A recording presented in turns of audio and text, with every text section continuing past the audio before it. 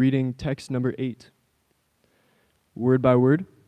Vidhaha sapatni udita patribhihi anti ranyaha balaha api san upagataha tapase vanani tasmai adat dhruvagatim grinate prasannaha divyaha stuvanti munayaha yat upari udhastat vidhasapatnyudita patribhir.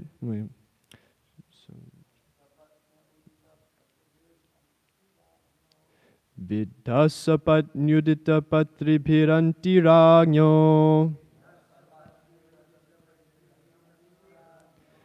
Vidhasapatnyudita patribhiranti ragno.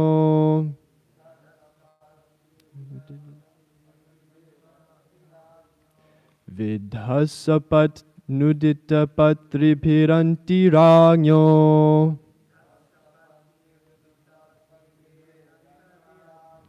Balo pisan upagatas tapasevanani. Balo pisan upagatas tapasevanani. Tasma adad dhruvagatim grinate prasano. Tasma adad dhruvagatim grinate prasanno. Divyastu vanti munayo yaduparyadhastat. Divyastu vanti munayo yaduparyadhastat. Vidhasapatnyudita patribhiranti ragno.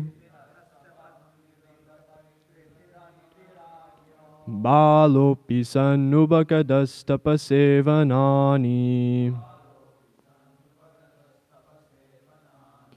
Tasma adad dhruvagatim grinate prasanno. Divyastu vanti munayo yaduparyudhastat.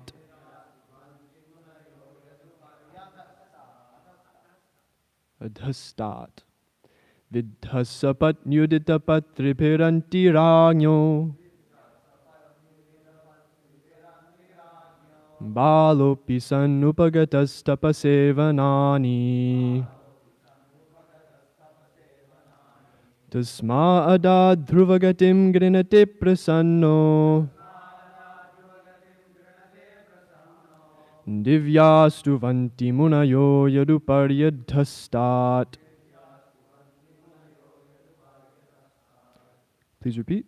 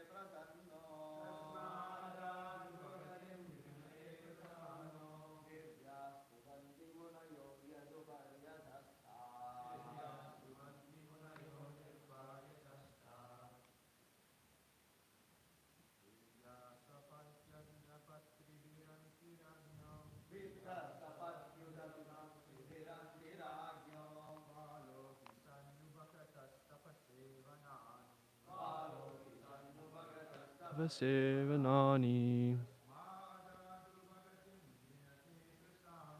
Tasmada Dhruvagatim Grinate Prasanno. Divyastu Vanti Munayo Yuruparyadhastat. Vidhasapat Nuditapat Tripiranti Ragno. Balopi Sanupakatas Tapasevanani. Tasmada Dhruvagatim Grinate Prasanno. Divyastu Vanti Munayo Yuruparyadhastat. Vidhasupat Nuditapat Tripiranti Ragno. Balopi San Upagatas Tapasevanani. Tasmada Dhruvagatim Grinate Prasanno. Divyastu Vanti Munayo Yuruparyadhastat. Mother, would you like to chant?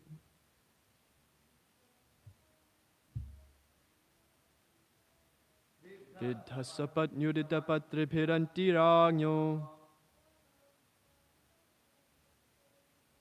Balopi San Upagatas Tapasevanani. Tasmada Dhruvagatim Grinate Prasanno. Divyastu Vanti Munayo Yuruparyadhastat. Okay, word for word translations. Translation purport by His Divine Grace A.C. Bhaktivedanta Swami Prabhupada. Ki. Vidhaha, pinched by. Sapatni, a co-wife. Udita, uttered by. Patripihi, by sharp words. Anti, just before. Ranyaha, of the king. Balaha, a boy. Api, although. San, being so. Upagataha, took to. Tapase, severe penances. Vanani, in a great forest. Tasmai, therefore. Adat, gave as a reward. Dhruvagatim, a path to the Dhruva planet. Grinate, on being prayed for. Prasannaha, being satisfied. Divyaha, denizens of higher planets. Stuvanti, do pray. Munayaha, great sages. Yat, thereupon. Upari, up. Adhastat, down. Translation. Being insulted by sharp words spoken by the co-wife of the king, even in his presence, Prince Dhruva, though only a boy, took to severe penances in the forest, and the Lord, being satisfied by his prayer, awarded him the Dhruva planet, which is worshipped by great sages both upward and downward. Purport. When he was only 5 years old, Prince Dhruva, a great devotee and the son of Maharaj Uttanapad, was sitting on the lap of his father. His stepmother did not like the king's patting her stepson, so she dragged him out, saying that he could not claim to sit on the lap of the king because he was not born out of her womb. The little boy felt insulted by this act of his stepmother, nor did his father make any protest, for he was too attached to his second wife. After this incident, Prince Dhruva went to his own mother and complained. His real mother also could not take any step against this insulting behavior, and so she wept. The boy inquired from his mother how he could sit on the royal throne of his father, and the poor queen replied that only the Lord could help him. The boy inquired where the Lord could be seen, and the queen replied that it is said that the Lord is sometimes seen by great sages in the dense forest. The child prince decided to go into the forest to perform severe penances in order to achieve his objective.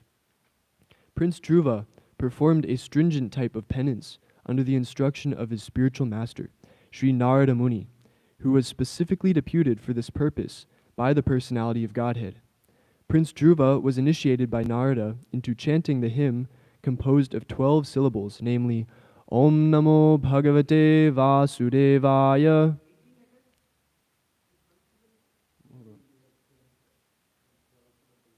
It says 12 syllables in here.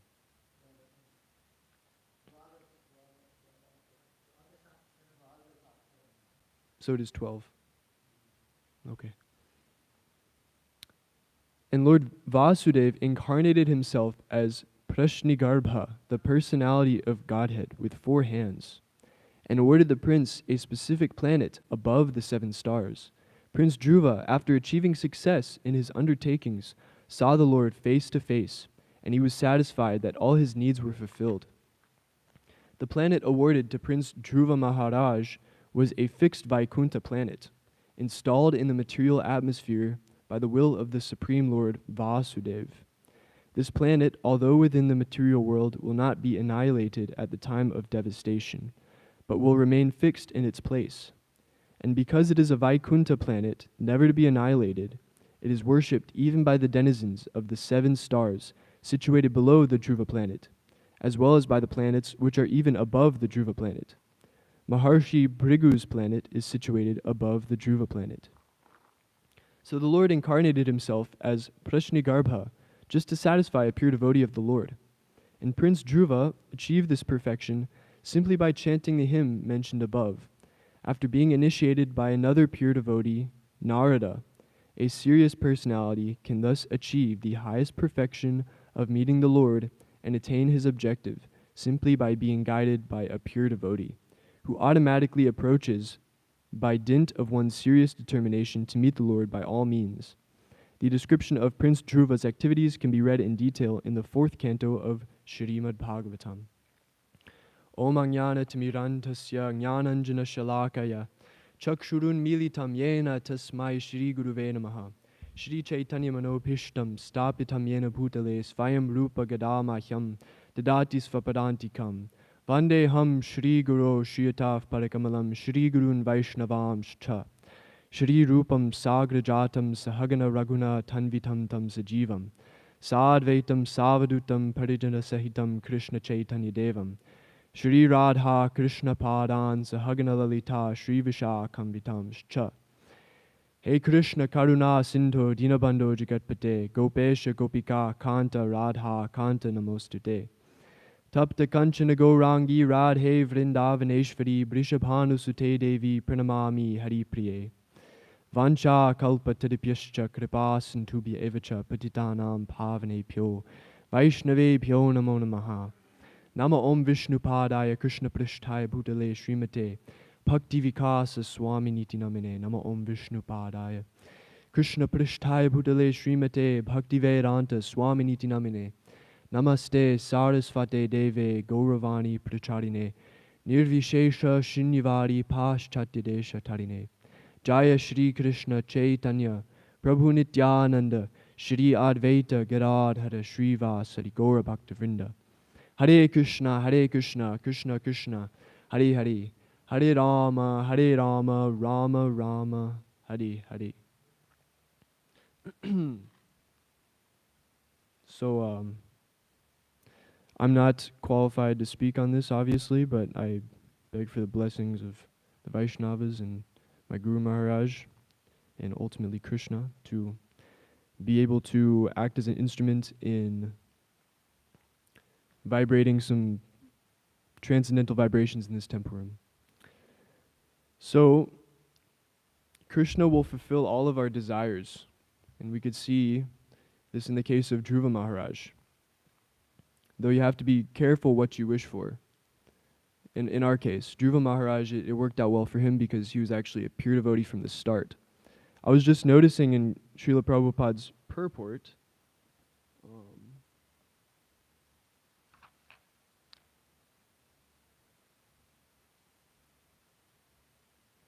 and Prince Dhruva achieved this perfection simply by chanting the hymn mentioned above, after being initiated by another pure devotee, Narada.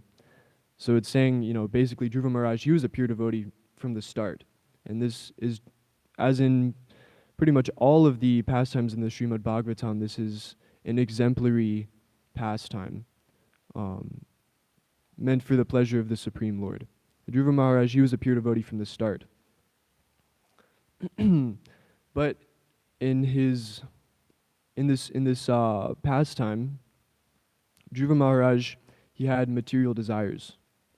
Those material desires were to get a kingdom greater than that of Lord Brahma, because his stepmother Suruchi had insulted him and really pierced his heart.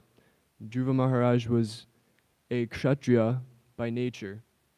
In the Bhagavad Gita, in the beginning of the 2nd chapter, Krishna tells Arjuna that if you run away to the forest, you'll be defamed. You'll be dishonored. People will think of you as some pathetic person. And what could be more painful for you? So this is the nature of a real kshatriya, that he has lots of honor and prestige. It said that kshatriyas are in the mode of passion predominantly, and goodness. So Dhruva Maharaj, he was a kshatriya and he desired to gain this kingdom. Now, he approached the Supreme Lord initially with these material desires, but as we can see, when this pastime rolls on, Dhruva Maharaj, he attained darshan of the Supreme Lord of Prashnigarbha, and his pure devotion was immediately awakened, as we will read later. Now, we can analyze this. Initially, he had material desires, and then he gained a higher taste. And so this is what we must do also, because coming to Krishna consciousness, we are not pure devotees. We have material desires. The verse in the Bhagavad Gita 7:16, Chaturvidha bhajante mam jana sukritino arjuna arto jignasur artarti jnanicha paratarshapa. That there are four kinds of people that come to Krishna. So, what are they? For the new guys, at least. Distressed, inquisitive, wealth. What's the last one? Someone you said knowledge. Is kind of. Yeah. Well, knowledge kind of can encapsulate two of them. So there's the curious, the inquisitive, and also the person who desires to know the absolute truth, which is both knowledge. But yeah, these are the four reasons one comes to Krishna consciousness. And Krishna satisfies our desires. So if, after achieving these material desires, if we don't gain a higher taste, then we will give up Krishna consciousness, because that may be our motive for taking up Krishna consciousness. For instance, a senior devotee was relaying to me how sometimes people join the Krishna consciousness movement just for the purpose of getting a good partner, just a good wife or a good husband. And they may be practicing very seriously, very rigidly. And once they get married, once they find that partner, once their desire is fulfilled, they may cast away Krishna consciousness, because Krishna consciousness was only the means to fulfill their material desires. And so all of us, we're approaching Krishna consciousness in this way, at least myself, with the aim of fulfilling our material desires. And all of us can relate to being distressed. It's always the material desires, the four kinds of Chaturvidha bhajante mam jana sukritino arjuna. The four kinds of reasons why we approach Krishna. It's always a mix of some of them. It's not often that someone is only seeking to know the absolute truth, or someone is only desiring wealth. In Dhruva Maharaj's case, what were his motivations, at least from a material point of view? Right. So he was desiring of wealth. Are there any other of the four reasons? Distressed, exactly. Yeah, right. Yeah, exactly. Primarily, we are distressed in this material world. We're seeking relief. So yeah, Dhruva Maharaj, he had these reasons for meditating on Lord Vasudev, but ultimately he discarded these material desires, as we will read later. So we will read from the 4th canto. All of these pastimes of Dhruva Maharaj, it's explained nicely in detail in the 4th canto. So you can pull up on the screen 4.8.22. And this is an instruction from his mother Suniti. So there's two Matajis, Suruchi and Suniti, and they're not sisters, they're co-wives. They're both married to King Uttanapad. And Suruchi is Dhruva Maharaj's mother, and Suruchi is his stepmom, which he's very despising at this point of time. So you have it pulled up? Okay. My dear boy, you should take shelter of the Supreme Personality of Godhead, who is very kind to his devotees. Persons seeking liberation from the cycle of birth and death always take shelter of the lotus feet of the Lord in devotional service. Becoming purified by executing your allotted occupation, just situate the Supreme Personality of Godhead in your heart, and without deviating for a moment, engage always in his service. So this is a very valuable instruction, situating the personality of Godhead in our heart, always engaging in devotional service, seeking shelter of the lotus feet of the Lord, seeking liberation from the cycle of birth and death. This is all, just like many of the verses in the Bhagavatam, this is the philosophy in a nutshell of what we should, what our ultimate aim of life should be, to seek devotional service, to seek shelter at the lotus feet of the Supreme Lord. So, and Mother Suniti, although exhibiting herself as a lowly woman, she has perfect knowledge right here. She didn't read, she didn't quote from Shastra or anything. She knows this stuff.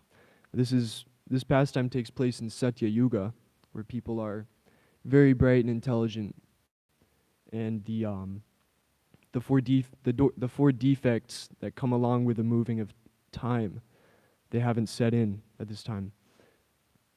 So now we can read 4.8.35, skipping through a couple of verses.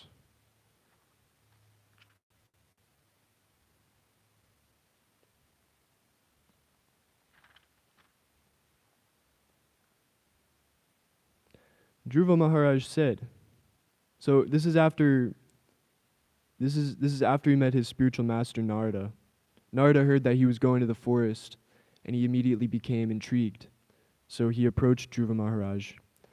Dhruva Maharaj said, "My dear Lord Narada-ji, for a person whose heart is disturbed by the material conditions of happiness and distress, whatever you have so kindly explained for attainment of peace of mind is certainly a very good instruction. But as far as I am concerned, I am covered by ignorance, and this kind of philosophy does not touch my heart." So Narada Muni originally instructed Dhruva Maharaj to go back to his kingdom.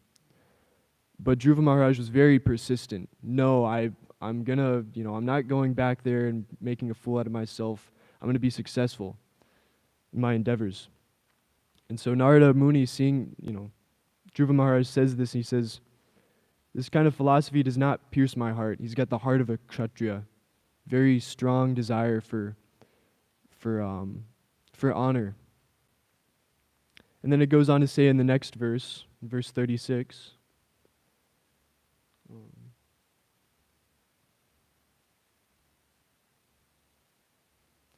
"My dear Lord, I am very impotent for not accepting your instructions, but this is not my fault. It is due to my having been born in a Kshatriya family. My stepmother Surichi has pierced my heart with her harsh words. Therefore your valuable instruction does not stand in my heart." Dhruva Maharaj, he was so absorbed in this intense desire to have a kingdom, to show himself worthy. And Narada Muni was fascinated by this. You know, he saw Dhruva Maharaj's persistence. He said, okay, okay. So then he went on to give him a different instruction. Because the spiritual master, he can tell where the disciple is mentally, and he can give him the appropriate instructions. So,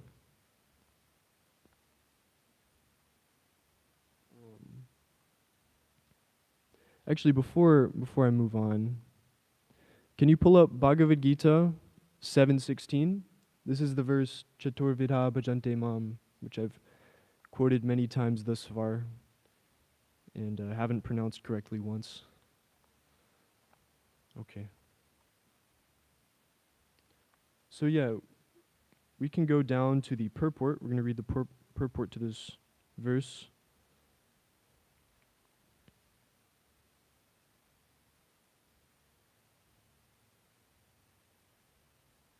Unlike the miscreants, they're adherents of the regulative principles of the scriptures, and they're called Sukritinaha, or those who obey the rules and regulations of scriptures, the moral and social laws, and are, more or less, devoted to the Supreme Lord. Out of these, there are 4 classes of men: those who are sometimes distressed, those who are in need of money, those who are sometimes inquisitive, and those who are sometimes searching after knowledge of the absolute truth. These persons come to the Supreme Lord for devotional service under different conditions. These are not pure devotees because they have some aspiration to fulfill in exchange for devotional service. Pure devotional service is without aspiration and without desire for material profit. The Bhakti Rasamrita Sindhu 1111 defines pure devotion thus: Anyabhilashita shunyam jnana karmadhyanavratam anukulyena krishnanu shilanam bhaktir uttama. One should render transcendental loving service to the Supreme Lord Krishna favorably and without desire for material profit or gain through fruitive activities or philosophical speculation. That is called pure devotional service. I think Srila Prabhupada, he referenced this verse saying that it's the like prime focus of the Gaudiya Vaishnava philosophy, correct? Anyabhilashita. He gave a lot of importance to this verse. Yeah. Okay. Anyways, this is the verse that I should memorize. Everybody should memorize, because it's one of the most important. I mean, all verses are very important. This is a verse Srila Prabhupada really emphasized. So reading on, when these 4 kinds of persons come to the Supreme Lord for devotional service and are completely purified by the association of a pure devotee, they also become pure devotees. As far as the miscreants are concerned, for them devotional service is very difficult because their lives are selfish, irregular, and without spiritual goals. But even some of them, by chance, when they come in contact with a pure devotee, also become pure devotees. So yeah, Dhruva Maharaj, he came in contact with Narada and exhibited the pastime of becoming a pure devotee. He was already a pure devotee. And so Narada Muni, he, as it says in this purport we've read, Narada Muni, the next instruction that he gave Dhruva Maharaj, because Narada saw that Dhruva Maharaj wasn't able to follow the instruction of going back to his kingdom. So Narada Muni instead gave him the instruction to chant this mantra, which we chant every day before Bhagavatam class. Om Namo Bhagavate Vasudevaya. So this mantra is typically only chanted by Brahmanas. Dhruva Maharaj was a Kshatriya, and Narada Muni gave him this mantra, which is seemingly against the Vedic dharmic rules and regulations to give this mantra to a Kshatriya. Similarly, Srila Prabhupada gave this mantra to all of us, which can be controversial for those who may come from a traditional Brahmana background. But it says, Srila Prabhupada says that or maybe even it says it in the Bhagavatam. Anyways, it says it in the copies of the Srimad Bhagavatam that we have, that this mantra can be, a Vaishnava can impart this mantra, because this is the real essence of Brahminical culture, is Vaishnavism. And so this is bona fide. If in the Vaishnava, the process of Vaishnavism, then giving this mantra is bona fide, no matter what caste is coming from. One could chant Om Namo Bhagavate Vasudevaya to invoke a devotional attitude, because that's the main goal of life, transcendental to the caste system.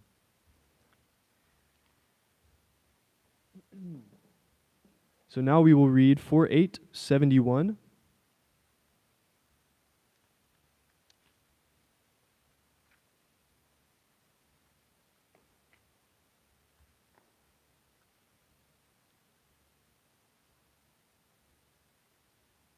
Now this part's very, this is like the, what do you call, the climax. This is the climax where Dhruva Maharaj is conquering his mind. He's following Narada Muni's instructions, and he's becoming very, very powerful. So elsewhere, Dhruva Maharaj, having arrived at Madhuvana, took his bath in the river Yamuna, and observed fasting in the night with great care and attention. After that, as advised by the great sage Narad, he engaged himself in worshipping the Supreme Personality of Godhead. For the first month, Dhruva Maharaj ate only fruits and berries on every third day, only to keep his body and soul together. And in this way, he progressed in his worship of the Supreme Personality of Godhead. In the second month, I'm going kind of fast, so maybe don't worry about it. Just for time's sake. Okay. Yeah, so we're on text 74. Okay. In the second month, Dhruva Maharaj ate only every 6 days, and for his eatables he took dry grass and leaves.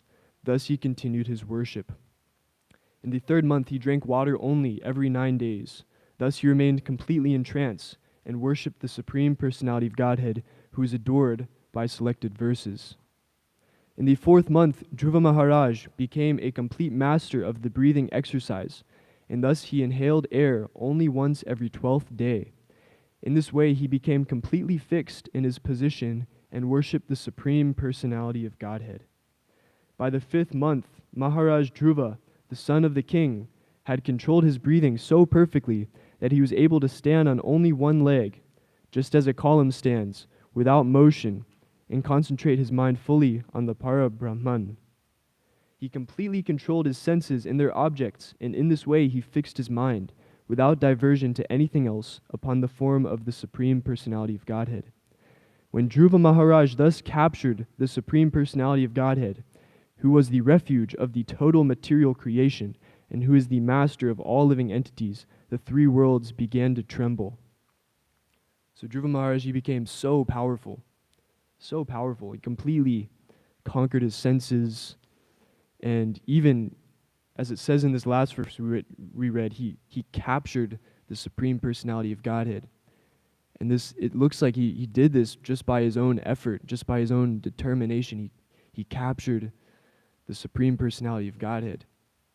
So how did he do this? By the mercy of Narada Muni, yeah. That's the only way. By the mercy of the spiritual master. Sakshad taritvena samasta shastrer uktas tata bhavyata eva sadbhi. That the spiritual master and Krishna are non-different, because the spiritual master is one with the Supreme Personality of Godhead in his desire. Narada was a pure devotee, and he desired for Dhruva Maharaj to see the Supreme Personality of Godhead. And so that was the will of Narada Muni, and it was the will of the Supreme Lord as well. And so, as we could see, Dhruva Maharaj, this was Narada Muni's doing, actually, and Dhruva Maharaj was instrumental in a way. So yeah, How are we doing on time? Okay, we can read. Now this is chapter 9, Canto 4, chapter 9, text 3. This is just a few verses later. So Dhruva Maharaj, after he finally attains darshan of Prashnikarbha Vishnu. When Dhruva Maharaj saw his lord just in front of him, he was greatly agitated and offered him obeisances and respect. He fell flat before him like a rod and became absorbed in love of God. Dhruva Maharaj, in ecstasy, looked upon the Lord as if he were drinking the Lord with his eyes, kissing the lotus feet of the Lord with his mouth, and embracing the Lord with his arms. And later in text 9, after describing the qualities of the personality of Godhead, and Dhruva Maharaj, he initiates his prayers. And it's described how, he's just a small boy. Like, what ability does he have to say prayers? And this is his mood. But Krishna gave him the intelligence. His spiritual master gave him the intelligence. And he read these lovely verses. One of these verses is, persons who worship you simply for the sense gratification of this bag of skin are certainly influenced by your illusory energy. In spite of having you, who are like a desire tree and are the cause of liberation from birth and death, foolish persons such as me desire benedictions from you for sense gratification, which is available even for those who live in hellish conditions. So Dhruva Maharaj here, he's condemning himself. That, what was I thinking? I was looking for only pieces of glass, only pieces of broken glass. They look shiny and glittery. They look kind of nice. But upon seeing you, I realized that this was just broken glass, and now I've attained the diamonds. This comes in Madhya Lila of the Chaitanya Charitamrita, 2742. Yeah, we'll read it. Sthanabhilashi tapasistitoham tvam praptavam deva munidra kacham vichinvan apidivya ratnam svamin kritartosmi varamna yache. O my Lord, because I was seeing an opulent material position, I was performing severe types of penance and austerity. Now I have begotten you, who are very difficult for the great demigods, saintly persons, and kings to attain. I was searching after pieces of glass, but instead I have found a most valuable jewel. Therefore I am so satisfied that I do not wish to ask any benediction from you. So, after seeing Krishna, that was his only desire. He lost these insignificant desires of being relieved from distress and attaining wealth. His only desire at this point in time was to always see Krishna.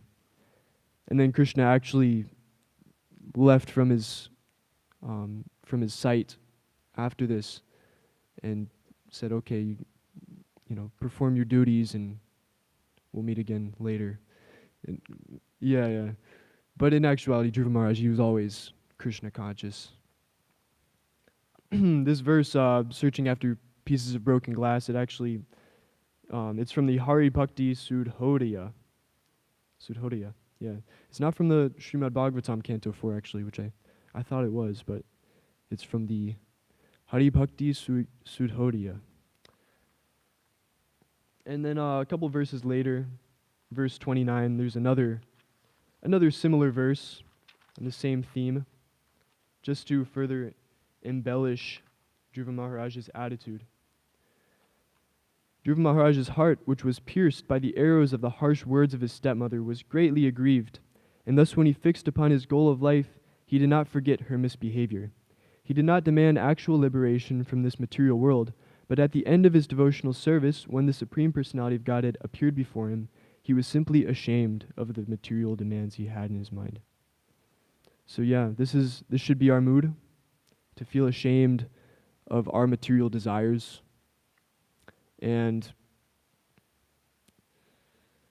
not to get mental about it, not to really lament about our mental conditions, but just to understand logically and factually our position and understand that we are in the process of getting out of this position. Because this mental trip is another kind of false egoism, another kind of sense gratification, thinking that we are worthy of drama. When in actuality, there's infinite condition, practically infinite conditioned souls who all feel that they're worthy of such drama. But thankfully, through Srila Prabhupada's books, we've come to this platform of intelligence where we can now logically and practically, methodically come out of this conditioning. Devotionally, ultimately. Devotionally coming out of this conditioning. So then in Srila Prabhupada's purport to the verse we are reading today in Canto 2, he further describes Dhruva Loka, how it is not a part of this material world. Dhruva Loka is also called the pole star because in this galaxy, in this universe, the pole star is like the central pivot point where from all the planetary systems revolve. It's described how it's like how bowls, they're tied to a central column, and they're yoked to a column, and they go around. So in a similar way, all the planetary systems are revolving around Dhruva Loka, the pole star. And Dhruva Loka, it's a Vaikuntha planet, but it's situated in this material world, although it's simultaneously part of the spiritual world. Because it's part of the spiritual world, it's a Vaikuntha planet, it's an eternal abode. So it does not dissolve during the dissolution. Yeah. It's what did I write? Yeah. Okay. That's about all I had. I could have elaborated more on what Dhruva Loka is, but these pastimes of Dhruva Maharaj were so nice, and we're going out on Sankirtan today. So I would like to end my class here, but I have a discussion topic to open up my, or not my, but the class with. So this is, I found this quite confusing. Srila Prabhupada in 4.9.21, he states how Dhruva Maharaj, he ruled the kingdom for 36,000 years. So after all this that we read, Maharaj Dhruva took the kingdom from his father, his father gave him the kingdom, and then he ruled it for 36,000 years. And then afterwards, he left the kingdom, performed some austerities, and then took an airplane up to Dhruva Loka. Oh, and by the way, Dhruva Loka, it wasn't predominated by any deity before Dhruva Maharaj's arrival. So this was Dhruva Loka was simply a post waiting to be occupied before the event of this pastime. So anyways, Dhruva Maharaj, he ruled the kingdom for 36,000 years and went back to Vaikuntha soon after that. And this is all within Satya Yuga. Though Srila Prabhupada writes that that Dhruva Maharaj, he doesn't go back to Vaikuntha until after the complete dissolution of the universe. And I could find this real quick. Do you know what I'm talking about? Yeah.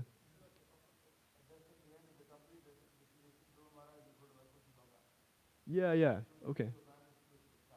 Yeah, so this is my question, so he goes back to Vaikuntha Loka at the end of the complete dissolution, but doesn't he go back in his airplane at the end, at the end of his reign during Satya Yuga?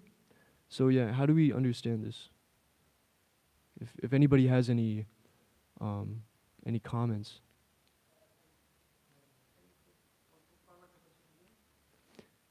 Yeah. So in the pastime, this is during Satya Yuga. During Satya Yuga, Maharaj Dhruva reigned for 36,000 years and went back in the airplane to Dhruva Loka. And this is, in the pastime, it seems like this is all during Satya Yuga, right? Though Srila Prabhupada says that Dhruva Maharaj, thus at the end of the complete dissolution, Dhruva Maharaj would go directly to Vaikuntha. It might be that when Dhruva left this world, it might be the complete dissolution would have been done. Both complete dissolution and Dhruva going to the planet would have been at the same time. That So would like have been also During possible. Satya Yuga? In Satya Yuga, because Satya Yuga was about to, that cannot be because Satya Yuga and then Dwapar Yuga comes. Right. But I'm not sure also. Yeah, see, this is... Yeah, so Vishwanath Chakravarti Thakur comments in this connection that Dhruva Loka is one of the lokas like Shweta Dvipa, Mathura and Dwaraka. They are all eternal places in the kingdom of Godhead, which is described in Bhagavad Gita. So the word parastat kalpa vasinam, transcendental to the planets, inhabited after the dissolution, referred to the Vaikuntha planets. In other words, Dhruva Maharaj's promotion to Vaikuntha Lokas was guaranteed by the Supreme Personality of Godhead. So, I don't see a confusion because Dhruva Maharaj goes to Dhruva Loka, which is a spiritual planet within the material world. So, he's already liberated, he's already Siddha. Right. Then from there, he goes, this is a spiritual planet in the material world. Oh. And then when the material universe is destroyed, Oh. Dhruvaloka does not destroy in the same way that, as Krishna Chakravarti Thakur is explaining, in the same way as Mathura, for instance, Mathura is on this earth right now, but it's part of the spiritual world. So when the earth is inundated, this Mathura also becomes, Mathura disappears. But it doesn't destroy like the rest of the world, it continues to exist. Yeah. Meaning that a manifestation, it becomes manifest and unmanifest. Right. Just as Supreme Lord manifests and unmanifest, the Vaikuntha planets manifest and unmanifest. So Dhruva Loka is manifested in this material world by the will of the Supreme Personality of Godhead, and Dhruva goes there. At the end of the universe, this Dhruva Loka becomes unmanifest. It seems as if it may be destroyed in the dissolution, but it is not destroyed. Okay. Therefore, Vishwanath Chakravarti Thakur is making this point. That is one of the lokas like Shweta Dvipa, Mathura and Dwaraka. Okay. So Vishnu exists in Shweta Dvip, which is in the material world. Right. But this Shweta Dvip, there is a manifestation of Shweta Dvip. But Shweta Dvip is an eternal place in the kingdom of the Supreme Personality of Godhead, as described in Bhagavad Gita, Taddhama Paramam Mama. This is Vishwanath Chakravarti Thakur's point. This Shwetadvip, whatever it is the Garbhodaksha Vishnu who, after he expands into Kshirodaksha Vishnu, he takes... Yeah. Anyways, that's the answer to your question. Okay. Thank you. I have a question. You said that Om Namo Bhagavate Vasudevaya, Narada Muni gave it to Dhruva because he's Kshatriya, but he shouldn't have given it. Or that he cannot chant such a thing. He said that he should be given to Brahmanas. Yeah, I said traditionally this is a only given to Brahmanas. Where did you... I could find it. I read it. Yeah.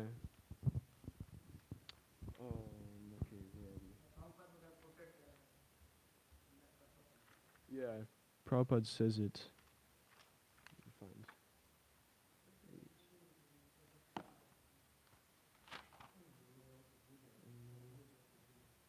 Yeah, I can read this passage.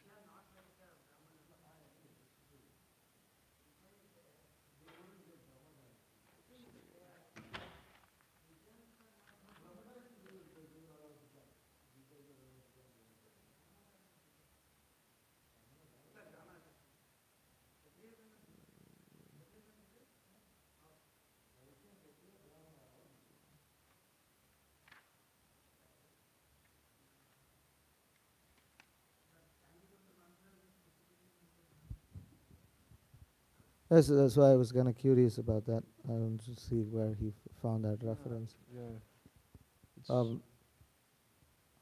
If you can find Yeah, that I'll find reference, it, I'll even find if you can find it right now, if you can. Yeah.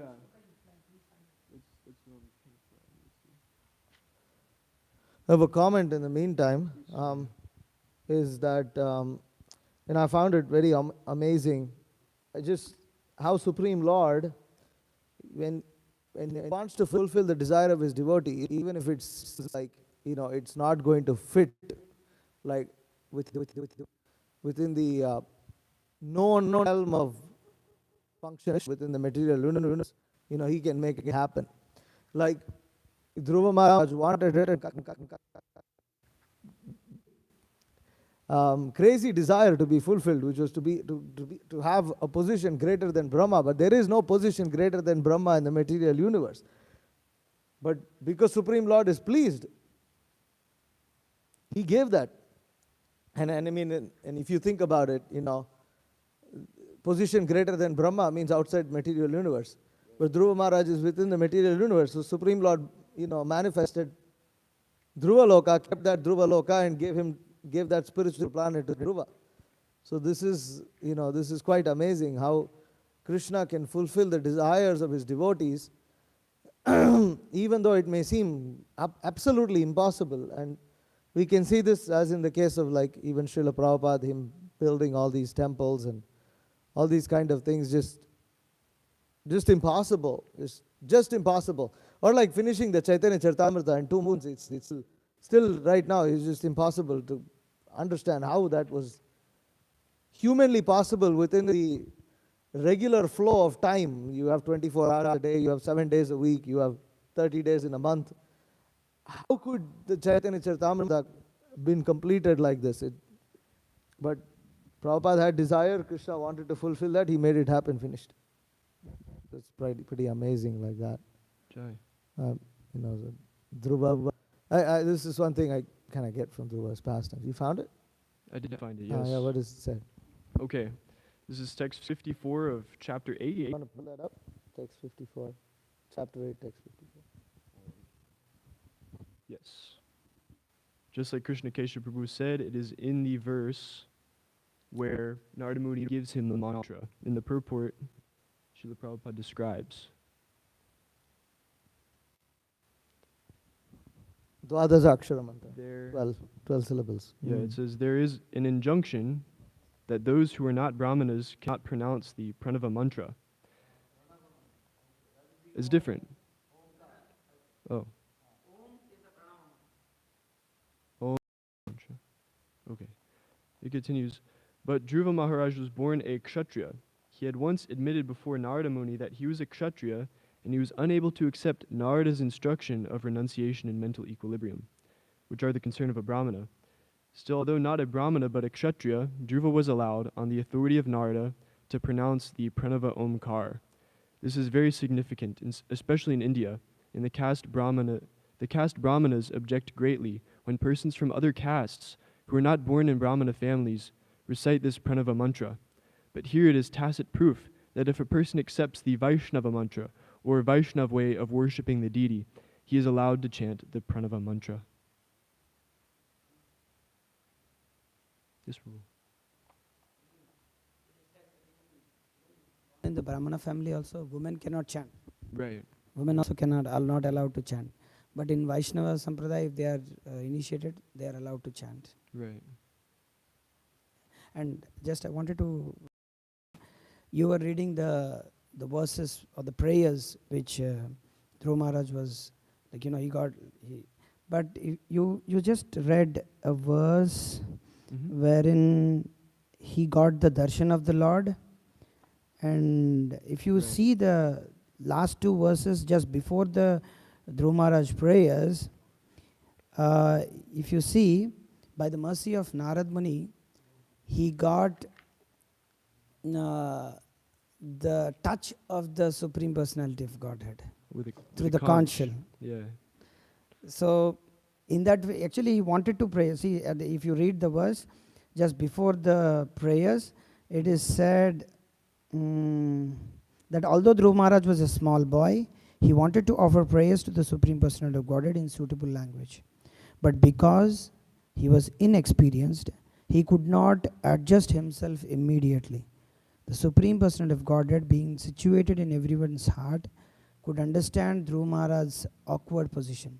So out of his causeless mercy, he touched his conch shell to the forehead of Dhruva Maharaj, who stood before him with folded hands. So my point is that, so by the mercy of Narad Muni, he got the mantra, and within 6 months, he could see the Supreme Lord, and he could get the touch of the Supreme. Then he, start praying. Although he was there in within his heart to pray, but all these things made him to pray.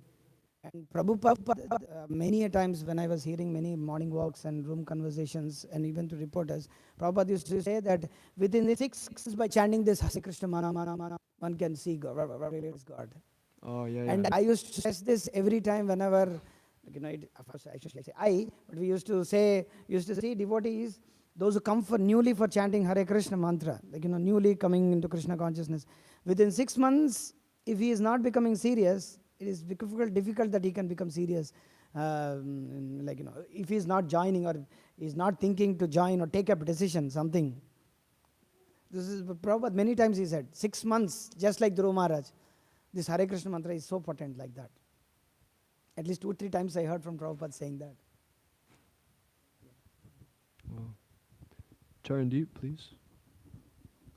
Prabhu, in the verse, it mentions that Dhruva Maharaj pleased the Supreme Lord, and he was awarded the Dhruvaloka, which is worshipped by the sages in both upper and lower realms.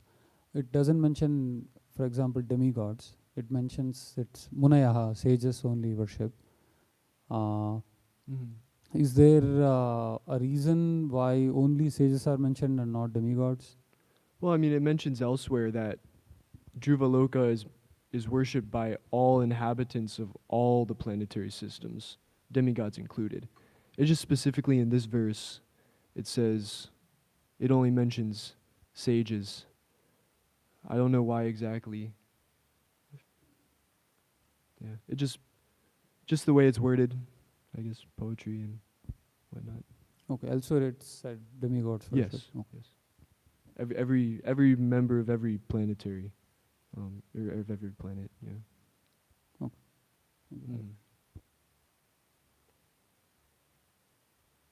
Mataji's, do you have anything? Okay. Srimad Bhagavatam ki jai. Srila Prabhupada ki jai.